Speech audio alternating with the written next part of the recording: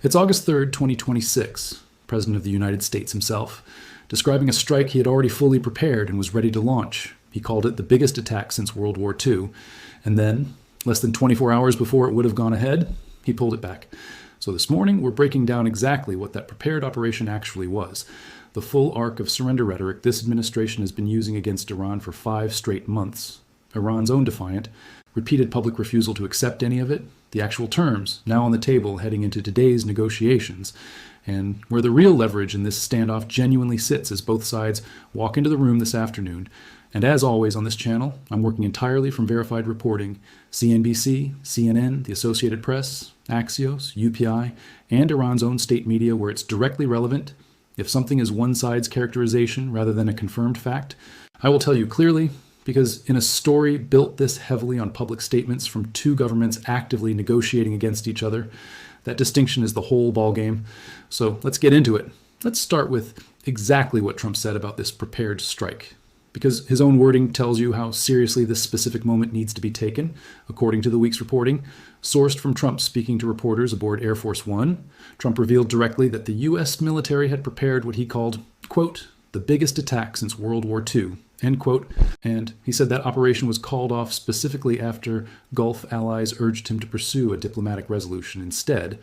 And separately, in his own Truth Social post, announcing the pause, Trump used almost identical language, writing that the United States was, quote, locked and loaded and ready to go against the Islamic Republic of Iran at levels of military terror, strength, and power not seen since World War II, end quote. So this isn't a case of a headline writer inflating something the president said in passing. This is Trump's own chosen, repeated framing, across multiple separate statements, of exactly how large this specific planned operation actually was. Now here's where the story gets genuinely more complicated, because Trump's stated reason for calling it off and Iran's own account of what happened do not match at all. Trump said, quote, we have just been asked by Iran and other Middle Eastern countries to hold off any attack in that the perimeters of a deal has been agreed to, end quote, and told reporters directly he was, quote, asked to by Saudi Arabia, UAE, and by Qatar and by Iran, end quote, but Iran's own military sources went public within hours and rejected that account entirely, telling Iran's Mehr news agency that Trump's claim was, quote, nothing but a new lie, end quote, and describing it as a desperate attempt to pressure and blackmail Gulf state rulers. And Iran's semi-official Fars news agency reacted with outright mockery, posting directly, quote, Trump the fool has run out of steam, end quote. And CNN's own live reporting on this exact moment confirmed that Iranian state media gave no indication whatsoever that Tehran had asked for the attacks to be called off, or that its position on the Strait of Hormuz had changed in any way. So what actually caused this operation to get pulled back, if not an Iranian request, the far better documented, independently sourced explanation is Saudi Arabia. CNN reported directly that Saudi Crown Prince Mohammed bin Salman held a phone call with Trump specifically to push for de-escalation, and sources told CNN the Crown Prince raised concerns about the planned strike during that exact conversation, and that call happened before Trump's public announcement. So regardless of whatever role Iran itself may or may not have actually played behind closed doors, the clearest, most independently corroborated version of events is that Gulf state pressure, Saudi Arabia most specifically, is what actually stopped the biggest planned American strike of this entire 5-month war, hours before it would have launched. Now let's talk about the surrender language specifically, because this is genuinely the through line of Trump's entire public messaging strategy across this war, and understanding its full arc tells you exactly why this week's ultimatum framing isn't new. It's the latest chapter in a pattern that's been running since the opening weeks of this conflict. Back in early March, according to Axios, citing 3 officials from G7 countries who were briefed on the call, Trump told G7 leaders directly on a virtual meeting that Iran was, quote, about to surrender, end quote, boasting that he had, in his own words, quote, got rid of a cancer that was threatening us all, end quote, and separately telling those same leaders, quote, nobody knows who is the leader, so there is no one that can announce surrender, end quote, a genuinely striking thing to say about a country your own military is actively bombing. And that same week, Trump publicly called Iran's leaders, quote, deranged scumbags, end quote, and said it was his, quote, great honor, end quote, to have killed them. And separately, other reporting from that same period described Trump issuing what was called a stunning ultimatum, stating unequivocally that any future agreement with Iran would require, quote, unconditional surrender, end quote, from the regime in Tehran. And then, following a brief ceasefire that held for a few weeks, Axios documented exactly how quickly that specific characterization flipped. Trump initially sounded conciliatory when a peace deal looked achievable, even conceding Iran's right to defend itself the day he signed the original Memorandum of Understanding, and telling Axios directly on June 18th that Iranians were, quote, smart, end quote, and describing the deal itself as in, quote, unconditional surrender, end quote, on Iran's part. But just 3 weeks later, following renewed Iranian attacks on ships in the Strait of Hormuz, Trump declared that same ceasefire, quote, over, end quote, at a NATO summit, dismissing further negotiations and saying, quote, as far as I'm concerned, it's just a waste of time dealing with them, end quote. So within a single 3-week window earlier this summer, Trump's public characterization of this exact conflict swung from calling it Iran's unconditional surrender to calling any further diplomacy with Tehran a complete waste of time.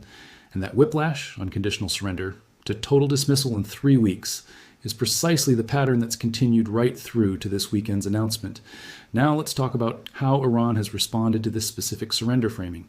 Because Tehran has been remarkably consistent on this one point across the entire war, regardless of how much its position on other issues has shifted.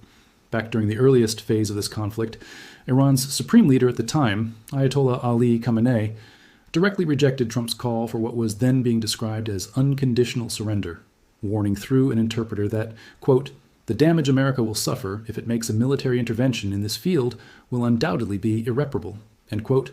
And following his death and the transition to new Iranian leadership, that same defiant posture on the specific question of surrender has continued essentially unchanged. Iran's lead negotiator and parliament speaker, Mohammad Bagher Kalibaf, stated directly, quote, we have never stopped preparing to defend our country, and if at any moment the Americans betray the understanding, we are ready for full-scale defense, end quote.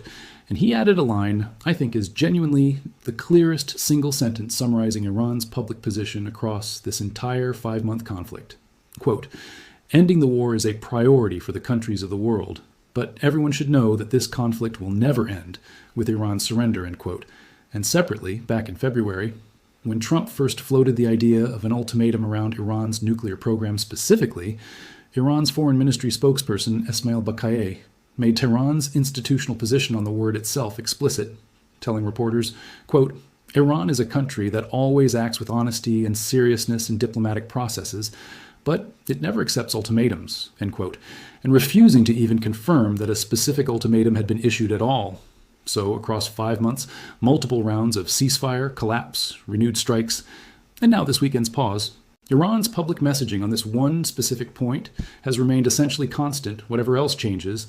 They will not publicly frame anything as surrender, and there's a useful piece of outside analysis that captures how much the actual substance of this standoff has shifted, even while that rhetorical line is held steady. Georgetown University's Mehran Kamrava, a professor of government based in Qatar, told CNN's newsroom this week, quote, first, there was talk about regime change, then surrender. Now, what seems to be the discussion is opening the Strait of Hormuz, end quote, and I think that's genuinely the single most useful sentence for understanding where this entire conflict has actually traveled, from an opening goal of removing Iran's government entirely, to demanding unconditional surrender, to now, 5 months and enormous cost later, negotiating specifically over shipping access through one strait. That's a substantial narrowing of American war aims over the course of this conflict. Whatever the public rhetoric around surrender and ultimatums continues to sound like in any given week. Now let's get into exactly what's actually on the table heading into today's negotiations, because this is where the story moves from rhetoric into genuinely concrete terms. According to CNBC, citing the Associated Press and a regional official directly involved in the mediation efforts, the latest proposal calls for the U.S. and Iran to return to negotiations, specifically to iron out issues that had derailed diplomacy previously, and the proposal includes a reopening of the Strait of Hormuz and a halt to attacks across the region, including by Iranian-backed militias in Iraq targeting Arab Gulf countries and Jordan. And in exchange, according to that same regional official, the United States would end its naval blockade on Iran and allow Tehran to resume exporting its oil. And that official was explicit that no deal has actually been reached yet. Mediation efforts remain underway, so this isn't a done deal being rubber-stamped this afternoon. It's a specific structured proposal with concrete asks on both sides. Iran gets its oil exports and blockade relief. The U.S. and the region get an open strait and an end to militia attacks.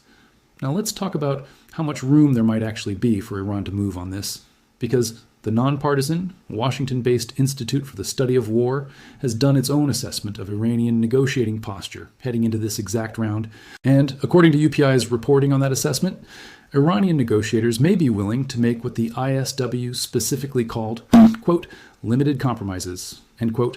And I want you to sit with that phrase for a second. Limited compromises, not capitulation, not surrender.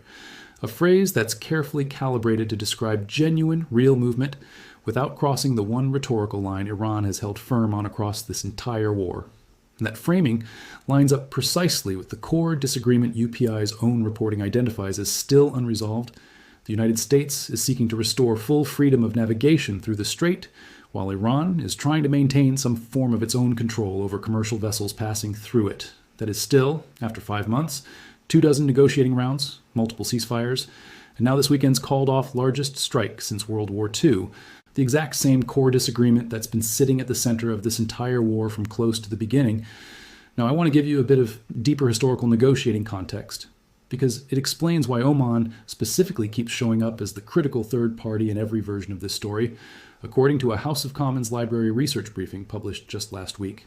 Tracking this conflict in detail, the original memorandum of understanding that both sides signed established a 60-day period, extendable by mutual agreement specifically to work through these exact remaining issues. And that same briefing documents that Iran has previously stated, it wants to establish an entirely new regime to govern the Strait of Hormuz itself, and that one of Iran's own negotiators said back in June that access to the strait would specifically include charges, meaning Iran wants some form of toll or fee structure on shipping transit. And critically, that same briefing notes Oman, which has managed strait-related issues alongside Iran historically, specifically opposes any such tolls, which the United States has said would be completely unacceptable to include in any final deal. So even Oman, the country serving as the primary mediator trying to bring these two sides together, has its own substantive disagreement with one of Iran's core asks, which tells you the difficulty here isn't purely a two-country standoff between Washington and Tehran. It's a genuinely three-sided negotiation with real structural disagreements even among the parties who are supposed to be working together toward the same deal. Now let's bring in a detail from this weekend specifically that shows Iran actively working its own diplomatic channels. In parallel with all of this, IRNA reported that Iranian Foreign Minister Abbas Araghchi held phone calls with senior officials in Pakistan, Turkey, and Saudi Arabia specifically over the weekend, and according to that reporting, those calls were used to warn against renewed U.S. military action and to signal consequences if strikes actually resumed. And separately, Araghchi told Iranian state media that talks between Iran and Oman specifically over the strait are, quote, on the way to being finalized and are in their final stages, end quote. So while Trump was publicly framing the pause as a request coming from Iran and Gulf allies together, Iran was simultaneously working an entirely separate diplomatic track of its own, reaching out to Pakistan, Turkey, and Saudi Arabia directly, which suggests Tehran isn't simply a passive recipient of American mercy. Here, it's actively running its own parallel diplomatic effort to shape how this entire moment gets perceived and how the eventual deal actually gets structured. Now let's touch on something happening even in the middle of this specific diplomatic push that shows the underlying tension hasn't actually gone away. A UK maritime agency reported an incident in the northeast of Oman, even as all of this diplomacy was actively advancing. And CNBC's own reporting was direct about this. Shipping risks persist even as diplomacy has advanced, meaning the practical, on-the-water reality of operating in and around the strait remains genuinely dangerous, regardless of how close negotiators say they are to a final agreement on paper. And there's one more important piece of internal context worth knowing. CNN reported exclusively this week that in a message preceding Trump's threat to attack Iran, a U.S. military officer actually emailed troops seeking, quote, new creative and unconventional ways to pressure and punish Iran, end quote. And CNN's own framing of that email is worth repeating directly because I think it's genuinely revealing. The query is a sign of the limited options available to the president to force Iran into a deal on his terms. So even from inside the American military's own internal communications, there's an acknowledgement that the conventional toolkit, strikes, blockades, public ultimatums, threats of the biggest attack since World War II, may be running up against real limits in terms of what it can actually force Iran to accept, which helps explain why, after 5 months of escalating rhetoric, this specific weekend ended not with the largest strike of the war, but with a pause and a return to the negotiating table. Instead, all right, let's bring this all the way together and give you the honest strategic read on where this conflict genuinely stands heading into this afternoon's talks. Here's the picture. As of this morning, the United States had a fully prepared military operation ready to launch, one that Trump himself, in his own words, called the biggest attack since World War II, and it was called off less than a day before it would have gone ahead, following direct, documented pressure from Saudi Arabia's crown prince. Not, according to Iran's own public denials, at Tehran's request. Trump's rhetoric across this entire 5-month war has repeatedly framed the endgame in terms of surrender, unconditional surrender. In June, regime change, and surrender rhetoric earlier in the conflict, according to outside analysts, and now an implicit ultimatum built into this weekend's announcement, and Iran has responded to every single version of that framing with the exact same consistent public message, defiance on the specific word surrender, while showing real documented signs of flexibility on the actual underlying substance, what the Institute for the Study of War specifically called limited compromises, and the real, concrete proposal now on the table for today's negotiations isn't actually about surrender in any literal sense at all. It's a structured trade. Iran gets its oil exports back and the blockade lifted. The region gets an open strait and an end to militia attacks, with the hardest unresolved technical question, whether Iran gets to charge tolls on ships passing through, still sitting unresolved even between Iran and its own primary mediator, Oman. That is the honest, complete shape of where this stands this afternoon. Not a simple story of American power forcing Iranian capitulation, and not a story of Iran successfully calling America's bluff either, but a genuinely complicated, still unresolved negotiation, where the loudest public rhetoric on both sides, biggest attack since World War II on one side, we will never surrender on the other, is running well ahead of what either government has actually been willing to concede at the negotiating table so far. So here's what I want to know from you this morning. Given that Trump had a strike prepared that he himself called the biggest since World War II, and pulled it back specifically after a phone call from Saudi Arabia, rather than, according to Iran's own account, any request from Tehran itself, do you think today's negotiations actually produce a real, lasting deal on the Strait of Hormuz? Or do you think we're watching the exact same surrender rhetoric and pause cycle that's already played out multiple times across this war simply repeat itself one more time? Let me know exactly what you think down in the comments.